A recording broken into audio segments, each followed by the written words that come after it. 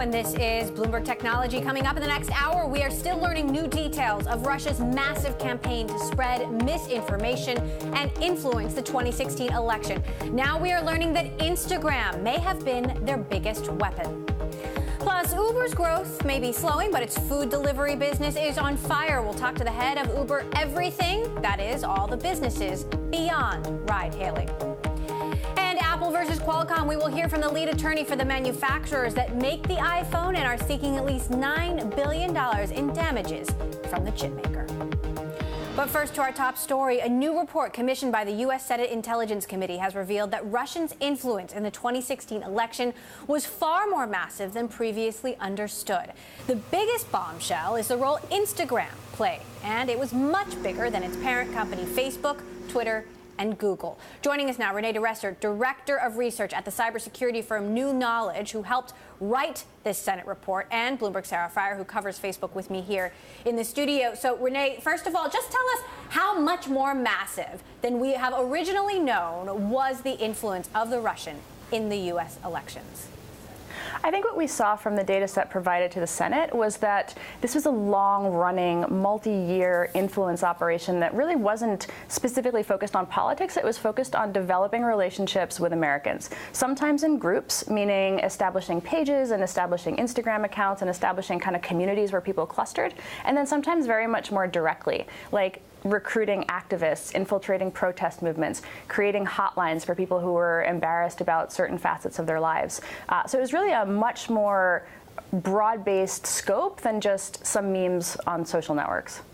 Now, to put this into context, 187 million interactions with Instagram content compared with just 77 million on Facebook, 73 million on Twitter. One of these Instagram accounts had over 300,000 followers. Just how big was the influence on Instagram in particular? Instagram was something that they used more, in some ways more strategically, I think. They began to create pages on Instagram, according to the data set we have, even earlier than on Facebook. So they were really prioritizing it. They were using Instagram in sort of remarkably interesting ways. There was a page called, an Instagram account called Army of Jesus. You may have seen the meme of Hillary boxing Satan in some of the prior Senate hearings. That kind of content was actually the third iteration for that Instagram account. It started out as a Kermit the Frog meme page, and when that wasn't very popular, they switched to a Simpsons meme page.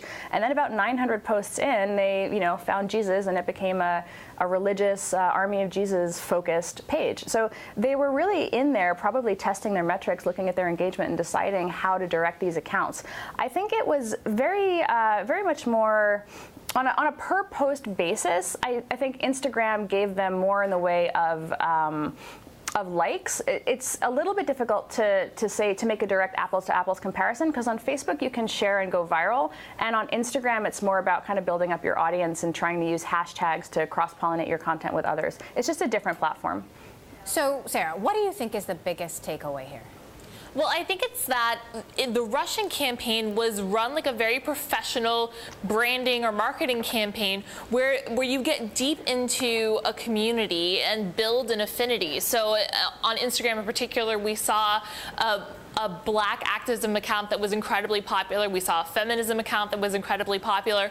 And then once the IRA had buy-in within those communities, then it turned on the political messaging and said, us as black voters, there's no reason for us to vote. Our vote's not going to count anyway. Hillary Clinton's not one of us feminists. There was a becoming part of the group and then sharing the message that Russia wanted to share. Now, one of the allegations in this report is that Facebook, Google, and Twitter did not reveal the extent of the interference. Facebook has made a statement, this coming from a spokesperson. As we've said all along, Congress and the intelligence community are best placed to use the information we and others provide to determine the political motivations of actors like the Internet Research Agency. We've provided thousands of ads and pieces of content to the Senate Select Committee on Intelligence for Review and shared information with the public about what we found. Sarah, based on what Facebook, Google, Twitter have already said, from what you're seeing in this report, did they mislead the American public?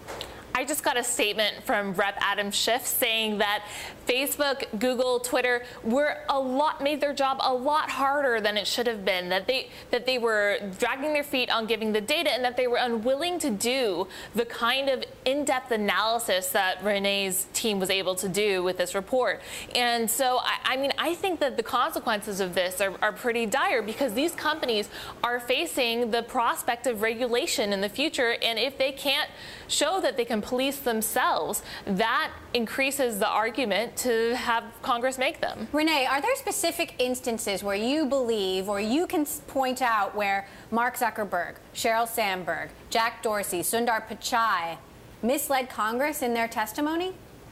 I think there were, one of the most notable ones was about the idea of suppression. Did the content aim to prevent people from voting? This was a question that came up in the hearing that Sheryl Sandberg participated in. And the response there was much like the response from the spokesperson, which is that the intelligence community and the Senate are best suited to make that assessment. I understand and appreciate why the company feels that way and wants to have that degree of clarity. I think, though, that since it is responsible for the sort of front line of defense about a lot of these things, having a more proactive, kind of clear definition on what it thinks of as suppression, and working with the lawmakers and civil society and researchers to identify and find these things early, so that rather than doing forensic lookbacks on 400 gigs worth of material from election interference in 2016, we're better positioned to identify and find and collaboratively work to prevent something like this from happening again in the future.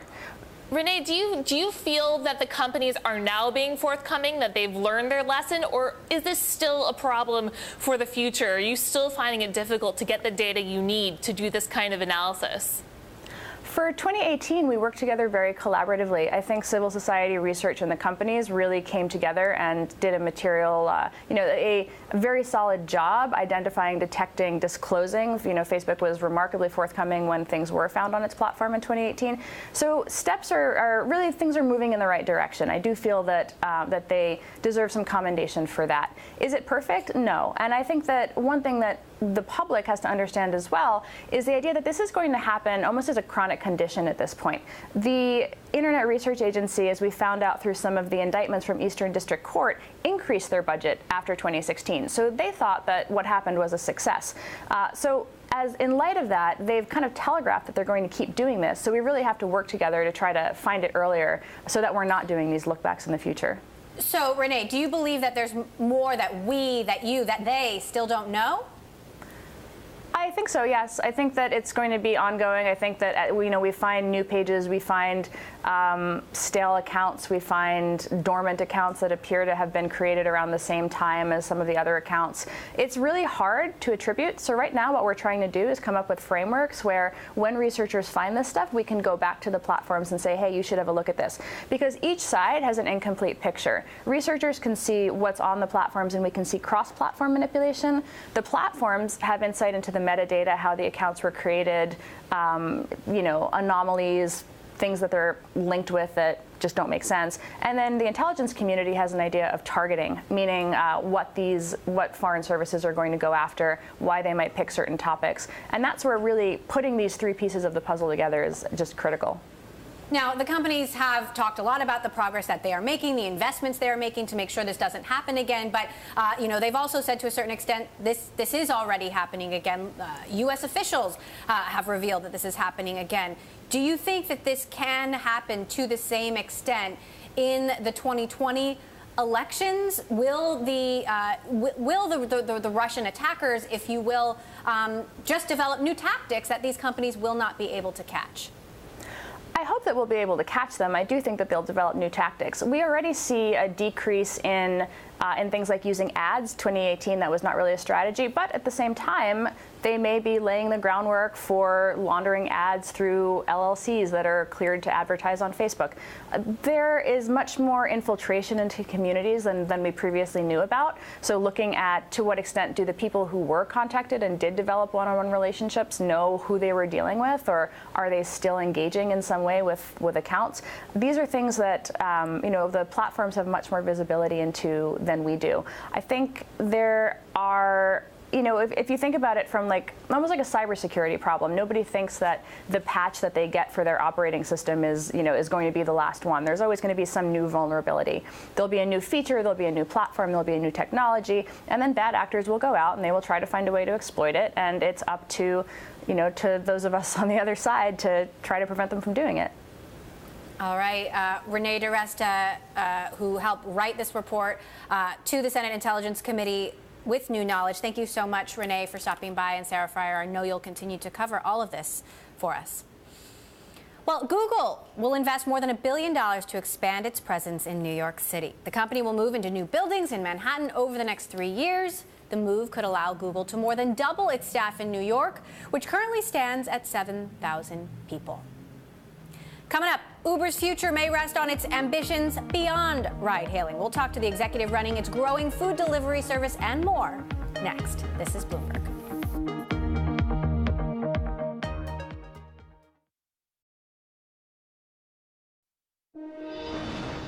In November, Uber released a limited set of financial information, a move the privately held company voluntarily does every quarter. The San Francisco-based startup offered a glimpse into its food delivery business for the first time. A spokesperson said Uber Eats generated $2.1 billion in gross bookings.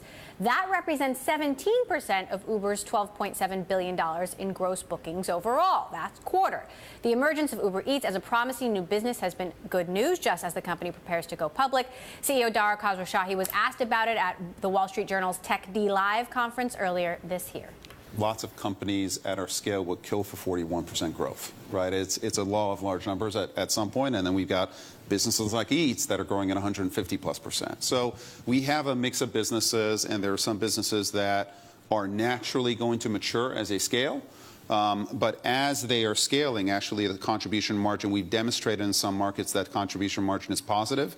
In the U.S., which is our largest market, we're in a big battle with Lyft. So I can't claim that for the U.S., and that's a challenge. Joining us now, Jason Droege, Uber Vice President and Head of Uber Everything. Jason, thank you so much for joining us. Thanks for having me. So that was in response to a question about why is growth overall slowing, and it sounds like a lot is riding on Uber Everything else. Put this into context. What actually counts as everything else? Yeah, so I'll give you a little bit of a history real quick on how we got to my title, which is VP of Uber Everything. So I joined the company 4.5 years ago to help to build the team to help figure out what other businesses Uber could get into. Because from the very beginning, Uber saw itself as more than ride sharing and about how do you use this urban logistics platform to launch new businesses and new ideas and allow people to connect with their cities. And so over the course of 2014, we said, okay, there's a lot of things we could potentially do, and let's look at all the things that we could move. And so we said, let's call the division Uber Everything. We quickly found out that food was a very, very big part of it, and it became about 95% of what we do on a regular basis outside of experimentation on new businesses. So we weren't expecting that food would be as big as we thought. At the very beginning, we said, oh, there's got to be a number of businesses, but food just ended up being bigger than what we thought it would be, so we decided to focus on that. So there's the Uber Everything title, but we do food. Yeah, we do Uber Eats. Yeah, that's what we do. So if it's 17% of gross bookings, and that, by the way, means all food orders. So not just what Uber is taking, but the entire order, essentially. Yeah, that's right. Give us an idea of how fast the business is growing. Like, at what point could we get to half?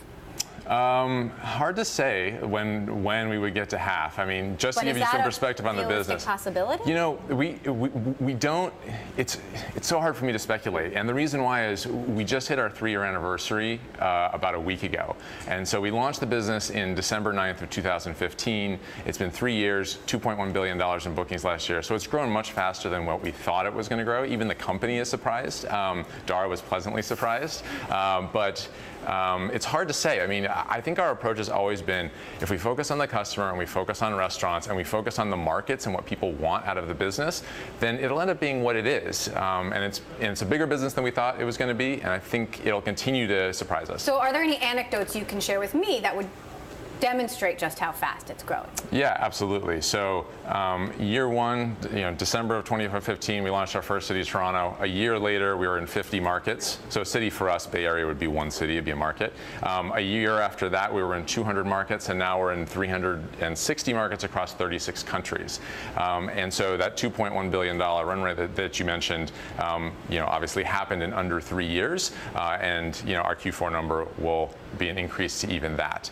Some of the surprising things from a growth standpoint in terms of how it helps the overall Uber platform is 40% of the people who use Uber Eats have never been in an UberX. They've never been in an Uber. So we're actually drawing on a new base of customers that hopefully will eventually allow the rides business to grow, because the rides business has allowed us to grow. Which cities globally are the busiest? Like, what markets do you have, let's say, more than half of the market share? We don't comment on specific market share. I think we've been surprised at how big it is kind of almost everywhere we've gone. The U.S. is is a key market for us. The U.K. is a key market for us. Australia, Mexico, Brazil. I mean, we've just been very surprised at how much penetration we've been able to get, and we've done everything we can to execute on the opportunity that's out there. You're expanding on the Starbucks partnership. You've also got McDonald's. How important will corporate partnerships be versus local restaurants? Yeah, so I think they're a big part of our business. Ultimately, we have to serve what consumers want, and consumers sometimes want, McDonald's and Starbucks. I think we have Uber's history says that we want to serve local businesses and local small businesses and supply them with the same tools and infrastructure and logistics as we do the larger partners. So they're an important part of the strategy, but giving data and logistics and marketing expertise, et cetera, or to the extent we can to small businesses, is a big part of our strategy. Is Uber Eats profitable anywhere in the world? Yeah, we have a number of profitable markets. We're very focused on growth now. We took the business from growth stage. We wanted to make sure that we could get the economics in shape. We did that. We proved that to ourselves, and then we said, all right, let's keep growing because it's bigger than we thought. So will we get more specifics in the IPO filing, do you expect? Will it break out? I've heard, Dara has said we're going public next year. I'm going to leave it to him to talk about the specifics. Okay. Do you see acquisition in the business? Do you think that the Eats business could benefit from strategic acquisitions? Yeah, I think we're opportunistic and we're pragmatic in everything that we do. It's hard to say if this is the right time for that strategy. We're still growing so quickly, as you mentioned, and as we're seeing, that we would only do something like that if it made sense at the stage of the business. When a business is growing and when there's enough greenfield out there to address, I think you have to be really opportunistic and selective with those types of opportunities, but generally no. So has Uber abandoned the idea of delivering things like furniture or flowers? So I think no, we haven't abandoned any idea. I think that there is the right time for the right businesses. In my past, I've started a lot of things from early stage and grown them, and one of the lessons I've learned is that timing really matters. And the landscape is constantly changing, and new opportunities are coming. A new opportunity that didn't exist in 2014 might exist in 2019. So that's part of my team's mandate, is to continue to look at those opportunities and see if the timing is right for those things. What about like a courier service? Yeah, so so many people put stuff in an Uber that they've left somewhere, and I know that's not how the service is supposed to work, but that's what happens. Right. I've had my phone brought back to me. Right. Yeah, I have done the same thing. I think it's really the magnitude of the opportunity. Rides is a big opportunity. Food is a big opportunity. Our plan today is to go as deep as we can on food. There are other adjacencies that I think are very interesting. It'll probably be a while before we have on-demand furniture. Uber has talked about drones. Postmates has talked about delivery robots. Is that just hype, or is that something we'll see near term? So Uber's making a big bet on autonomy and robotics. The way I look at it is you have to make bets on research and development that will play out in 3, 5, 7 years, and that's what we're doing with some of these technologies. If from a day-to-day standpoint, we're very concerned about the welfare of our delivery partners, couriers, restaurants, and serving them, because they're going to be a big part of our business probably forever. It's a harder logistical challenge to go door to door because of human beings need to be involved, and that's the reason why we're making those big investments there. Dara has expressed interest in delivering groceries. Where does that stand?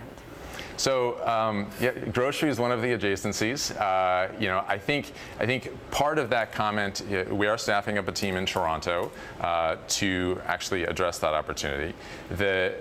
We see grocery and prepared food on a bit of a collision course, if you will, because if you go into a grocery store, you've got prepared food, and a lot of the movement on the restaurant side of things over the past 30 or 40 years since fast casual started picking up is people are treating that prepared food more as a replacement to grocery, and so I think you're going to see those worlds move together, and we're making a bet. We're not urgently getting into it, but we are starting to look at it. You're starting to look at delivering prepared food from grocery stores. We do that today, actually, because there are some grocery stores on Uber Eats, but more as a full-fledged grocery offering is something that we do think is adjacent to the Eats business. Well, okay, so you're seriously considering delivering groceries. Mm-hmm. Okay, Jason Droege, head of Uber Everything, which is mostly Uber Eats. Thank you so much for stopping by. Okay, coming up, Robinhood does an about-face on its newest product launch. Details just ahead. This is Bloomberg.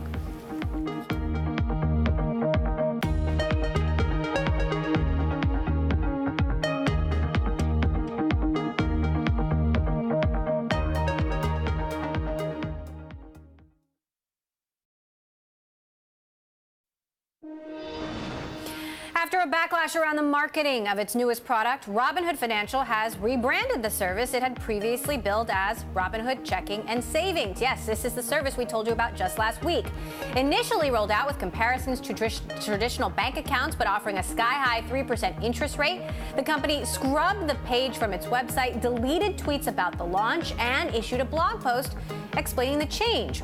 Robinhood is now calling it a cash management service. The founders said they're revamping the product's marketing materials and plan to work closely with regulators.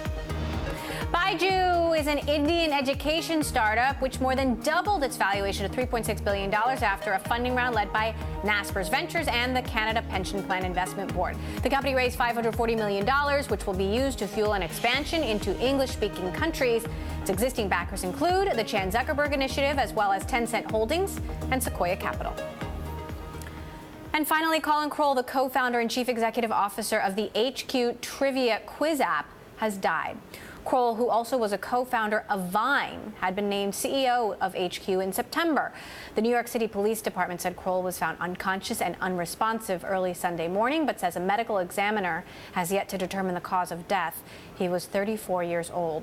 The HQ Twitter account posted this: "We learned today of the passing of our friend and founder Colin Kroll, and it is with deep sadness that we say goodbye. Our thoughts go out to his family, friends, and loved ones during this incredibly difficult time." Coming up, who has the upper hand in the massive legal battle of Qualcomm versus Apple? We will hear from the lawyer representing Apple manufacturers who says he's optimistic about their case. Plus, Jeff Bezos has had quite the year concluding the search for HQ2 locations. We will discuss next.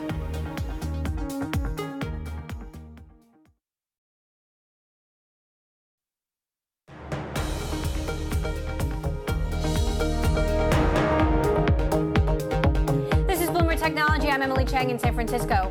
Last week, a Chinese court ruled in favor of Qualcomm, banning sales of older models of Apple's iPhone across the country. Apple later said it believed it was already in compliance, but would change its software to address any possible concern.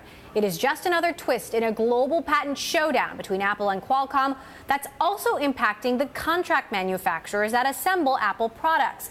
Earlier, I spoke with Ted Boutros, a lawyer representing those contract manufacturers. I asked just how big a blow this China ruling is.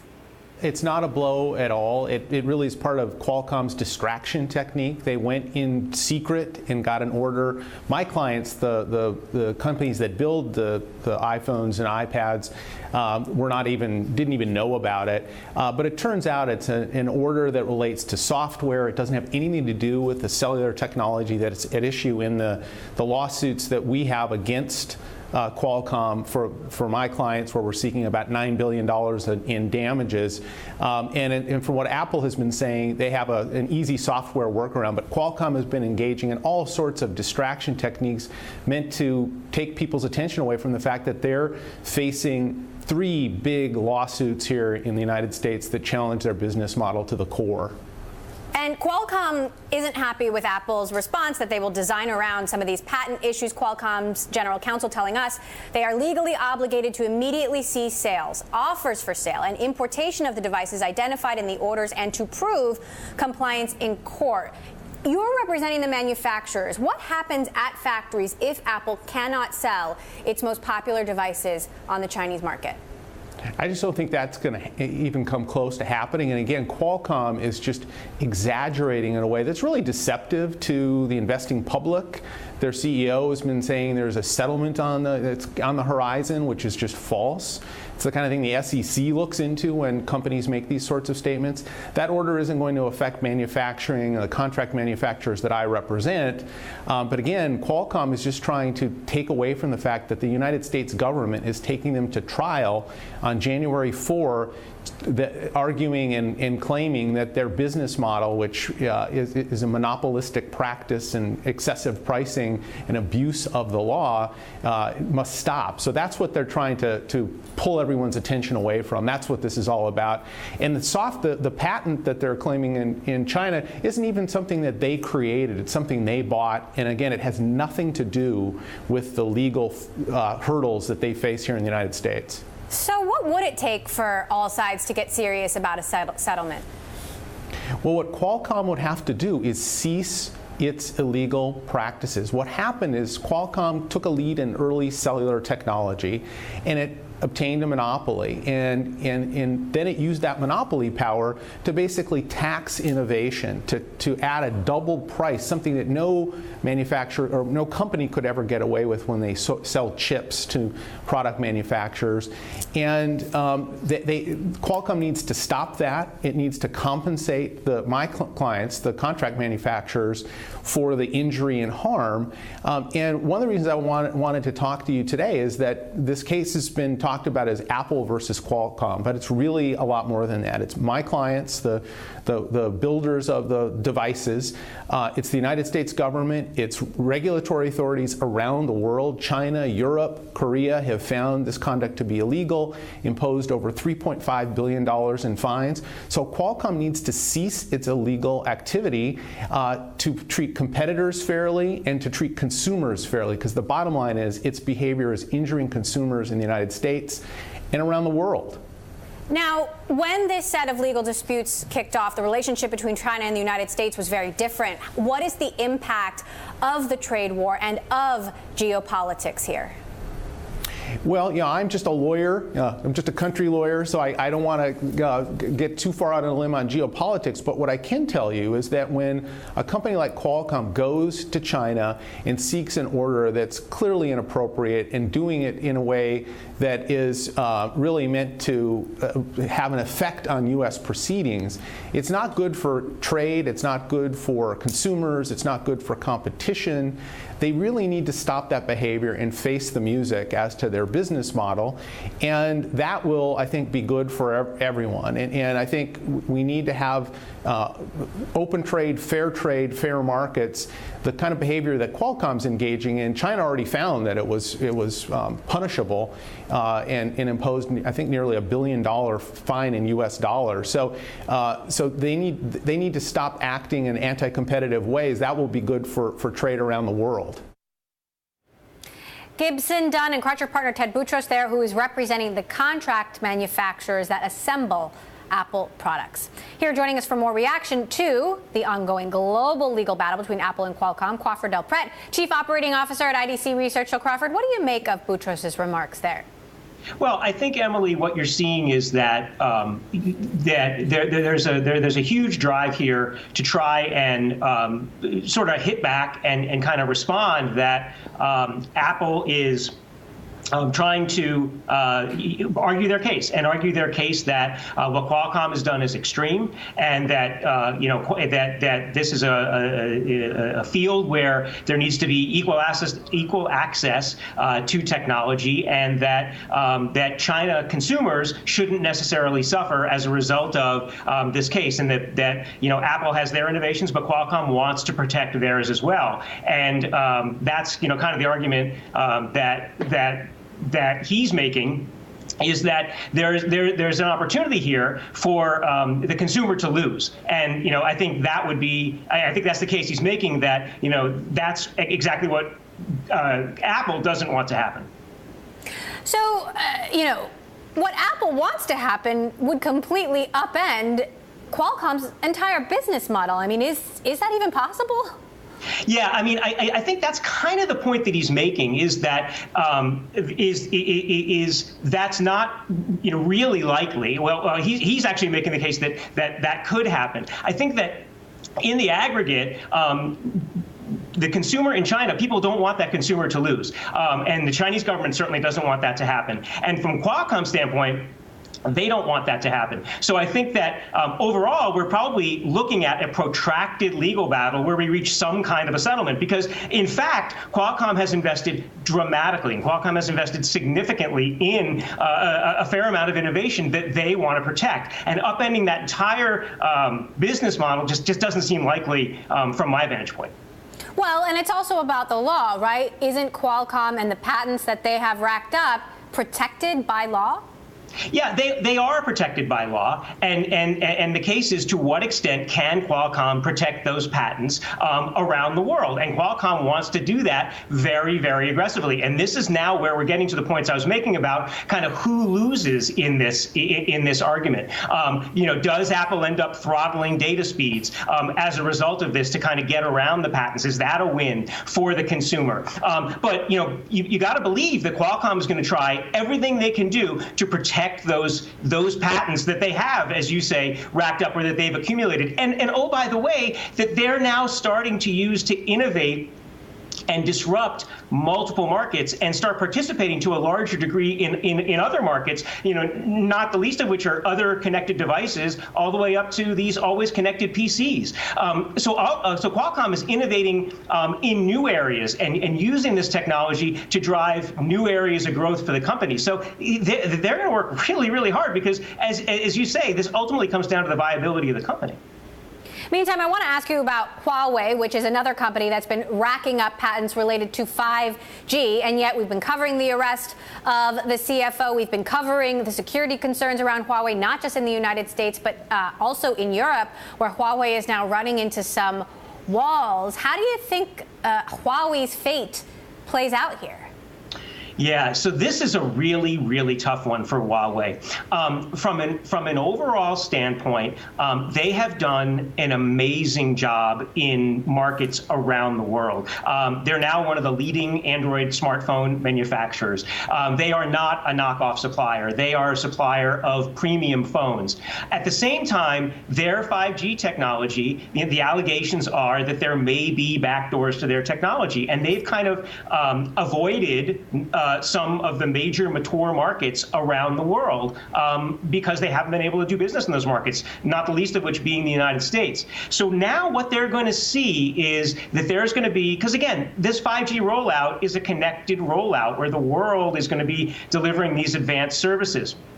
So what Huawei is going to be facing is pressure from companies that do business in the U.S. and pressure from companies that do business in mature regions around the world to not necessarily do business with Huawei, because there's a fear that there will be a backdoor and that there could be data leakage or other kinds of issues associated with security.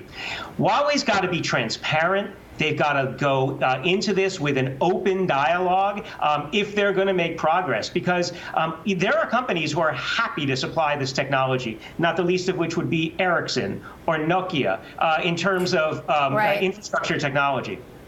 So last quick question. We've got 30 seconds left. Does Qualcomm, which is another company that wants to dominate 5G, also win if Huawei loses?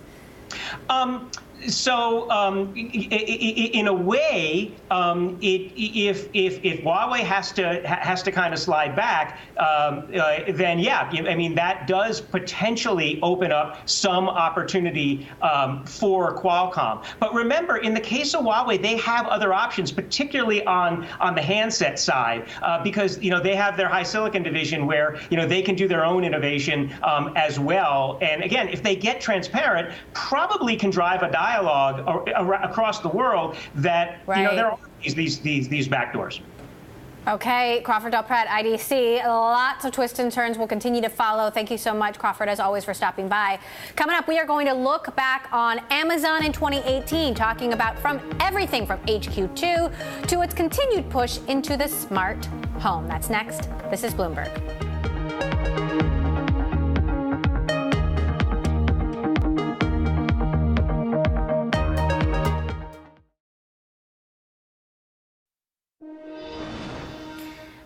'18 was quite the year for big tech and especially Amazon. The tech giant concluded a year-long search for a new U.S. city to locate a second headquarters and ultimately decided to split the office into 2 different locations.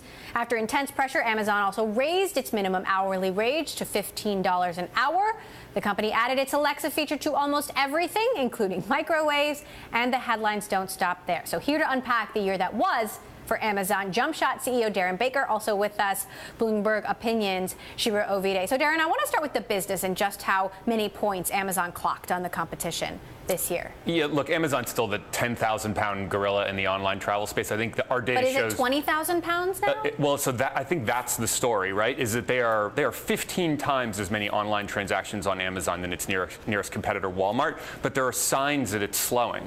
They're up about 2% year over year in total online transactions. Cyber Monday across the board was down 5% year over year in transaction volume. Other days were up, and you see this behemoth advertising revenue that we've talked about before, where they're growing triple digits every quarter, is starting to stabilize. We see about 10% of all product views actually come from a sponsored search, and that's been stable for the last 4 or 5 months. So I think they're going to have to find other ways to grow besides just selling stuff online. So Shira, could it be that 2019 won't be the year of Amazon?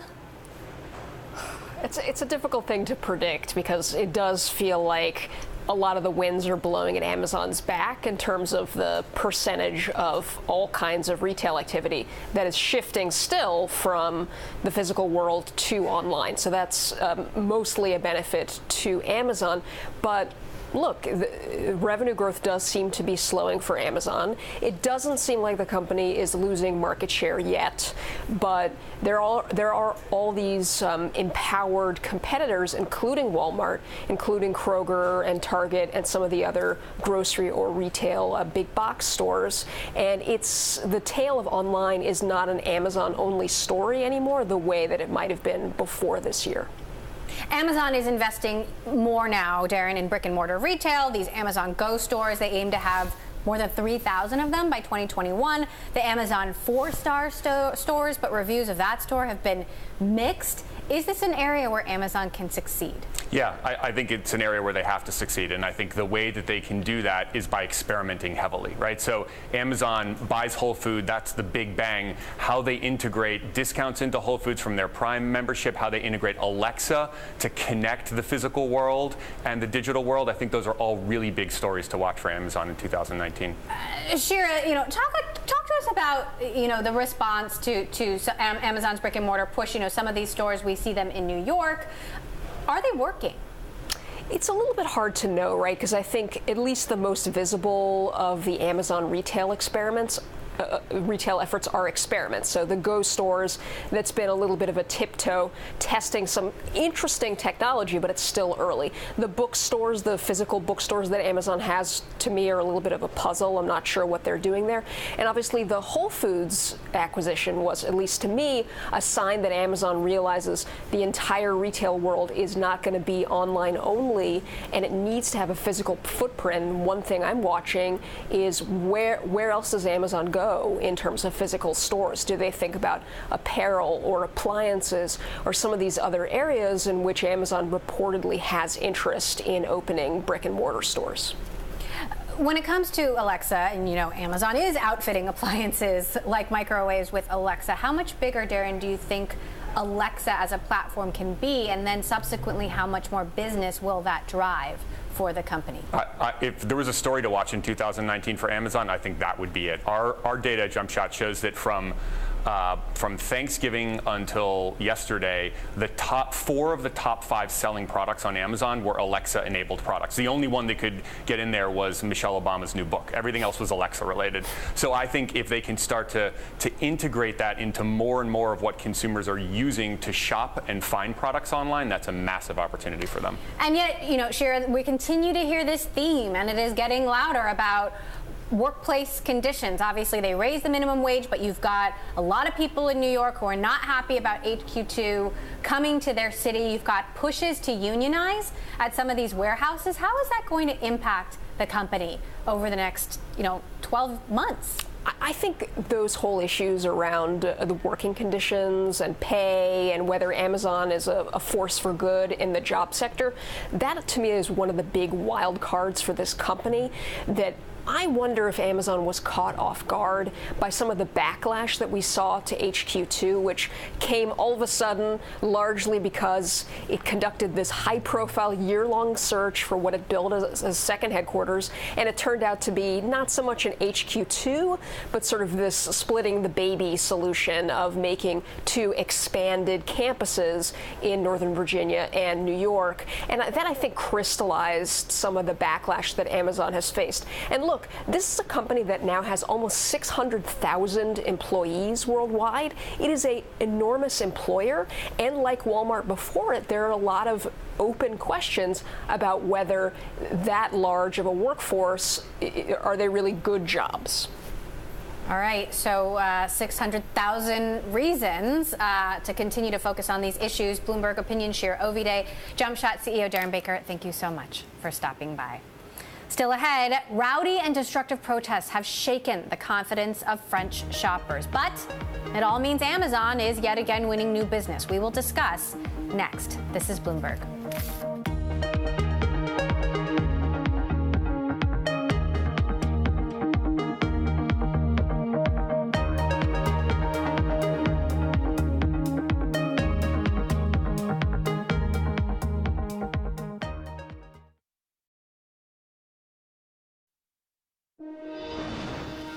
In France, the rowdy and sometimes violent protests by the so-called Yellow Vest movement have hit the French economy hard. The protest started in November as a grassroots movement against plans to hike gas taxes. That's spiraled into a mass movement of people across the country donning high-visibility vests, which French drivers are required to keep in their cars. They're calling for lower taxes, higher wages, better public services. The protests have hurt brick-and-mortar stores, with holiday shoppers seeking sanctuary online. In France, just like the rest of the world, that means more Amazon. Earlier, I spoke to our Bloomberg News retail reporter Robert Williams in Paris about what is happening on the ground. The images you're seeing from these protests, they are not the kind of thing that makes you want to go out shopping. In addition to the luxury shopping streets in Paris being blocked off and even severely vandalized over the past few weekends, shopping centers throughout France have been blockaded at their round points and shopping centers with you have thousands of protesters throughout France really stopping people from going out and buying things. So, going on the 5th weekend in a row now of these demonstrations, how has that impacted traditional retail? How has that helped online retail? You know, I think the impact has been mostly negative on everybody. The finance minister, Bruno Le Maire, is calling it an economic catastrophe, and retailers are estimating that they've lost about 2 billion euros in sales at this point. However, we are seeing that online players are much less impacted than brick-and-mortar stores, and the e-commerce actors have been roughly stable, whereas they'd expected to grow during the past couple months, and stores are down as much as 10 to 30% over the past few weekends. And yet some Amazon warehouses have actually been targeted by these protests. Tell us what's happened and how Amazon is responding. There have been some protests at Amazon warehouses, and Amazon has mostly been keeping a low profile. They say they haven't had any kind of serious impact, positive or negative. They've been targeted somewhat, but it's nothing compared to the big blockades that you're seeing outside of French hypermarkets like Carrefour, for example. So how can we gauge the impact on brick and mortar retailers on the hypermarkets like Carrefour? You know, they've been keeping mostly quiet about how severe the impact is because in the weeks to come, getting closer to Christmas, a lot of the lost sales could be made up. But when you speak to analysts that follow this sector, you know, they're worried and that some of these disruptions have caused people to start ordering online that hadn't tried it yet, and that some people might be changing their habits and maybe switching to someone like Amazon for good. So what is the outlook on whether these protests will continue into the new year? This past weekend, retail sales were down around 10%, according to their national lobby, which is a big drop to see 2 weeks before Christmas. However, it's much less severe than the 35% and 20% drops that we've seen in previous weekends. Now, in the new year, we can expect things to calm down if that trend continues. We could also expect a boost to some sort of retail sales because of the fact that the President Macron has been imposing some new pro-purchasing power reforms, boosting minimum wage and also cutting certain taxes to low earners. Bloomberg's Robert Williams in Paris there talking about how the Yellow Vest protests have impacted online and traditional retail in France. In response to the protests, the French government will meet this week to launch a 3-month debate on the economy and tax policy. And that does it for this edition of Bloomberg Technology. On tomorrow's show, we will be covering SpaceX, its next planned launch, the 21st of this year. And we will take a deep dive into Elon Musk's other company, Tesla, why it was such a wild 12 months for the car maker. Bloomberg Tech is live streaming on Twitter. You can check us out at Technology and follow our global breaking news network, TikTok, on Twitter. This is Bloomberg.